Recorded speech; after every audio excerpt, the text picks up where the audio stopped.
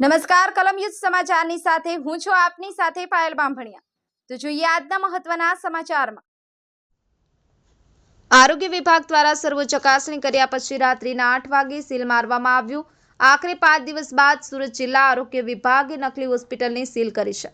આ સાથે જ હોસ્પિટલની બહાર નોટિસ લગાવી અને આરોગ્ય વિભાગની સંચાલકને 7 દિવસમાં સંબંધિત દસ્તાવેજો અને તમામ વિગતો રજૂ કરવા કહ્યું છે।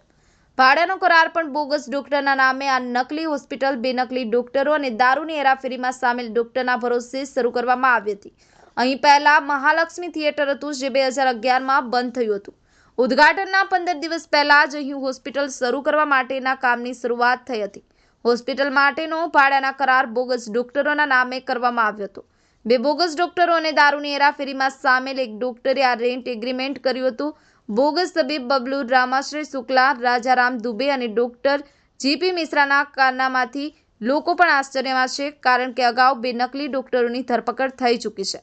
તેમ છતાં ક્લિનિક છોડી હોસ્પિટલ શરૂ કરવા જઈ રહ્યા છે આ લોકોએ સપ્ટેમ્બર માસમાં ભાડા કરાર બનાવ્યું હતું। બ્યુરો રિપોર્ટ કલમ સમાચાર રમેશ સત્યની સાથે।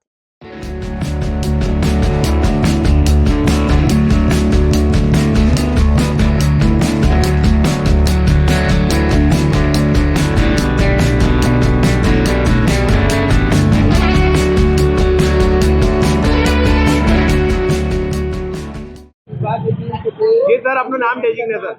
હું doctor Anil Patel, chief district health officer તેમજ ડિસ્ટ્રિક્ટ રજિસ્ટ્રિંગ ઓફિસર ઓથોરિટી। હોસ્પિટલની બપોરે મુલાકાત કરવામાં આવી હતી, પણ જે એમનું જે પરમિશન, જે આપણો એક્ટ છે ક્લિનિકલ એસ્ટાબ્લિશમેન્ટ એક્ટ હેઠળ કોઈ પરમિશન લેવામાં આવી નથી, તેમજ લેખિતમાં પણ કોઈ જાણકારી આપવામાં આવી નથી અને ફાયર એનઓસી અને બાયોમેડિકલ વેસ્ટના પ્રમાણપત્રો એનઓસી લેવાનું થાય છે તે પણ અહીંયા ઉપલબ્ધ નથી। એટલે પ્રથમ જે અવલોકન છે એ પ્રમાણે એમની પાસે પૂરતા એનઓસી નથી। એટલા માટે આ અત્યારે અમારી કમિટી દ્વારા, અમારી આરોગ્યની ટીમ દ્વારા હોસ્પિટલને આરોગ્ય વિભાગ તરફથી સીલ કરવામાં આવી છે અને નોટિસ પાઠવવામાં આવી છે।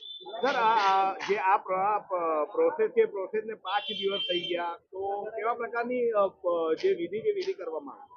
પ્રથમ દિવસે પણ અમારી ટીમ પોલીસ વિભાગ સાથે ઉપલબ્ધ હતી અને પ્રાઇમરી ઇન્ફોર્મેશન અમે મળી ગઈ હતી અને અત્યારે આજે બપોરે અમે જે આવ્યા છીએ એ બધું અવલોકન કર્યા પછી અત્યારે જે એમાં જે એક્ટ છે એમાં ભંગ થયેલો એવું જણાય છે, એટલા માટે અત્યારે સીલ કરી રહ્યા છે અને એમને જે પણ પ્રમાણપત્રો રજૂ કરવાના થાય છે એક્ટ મુજબ એ રજૂ કરવા માટે આવતા ગુરુવારે એમને મારી ઓફિસમાં બોલાવ્યા છે।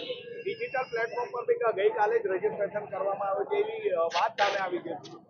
ના, અહીંયા જે પ્રાથમિક માહિતી મળે છે એ પ્રમાણે એના માલિકોનું અમારે ચકાસણી કરવી પડશે કે માલિક એમના હકીકતમાં કોણ છે।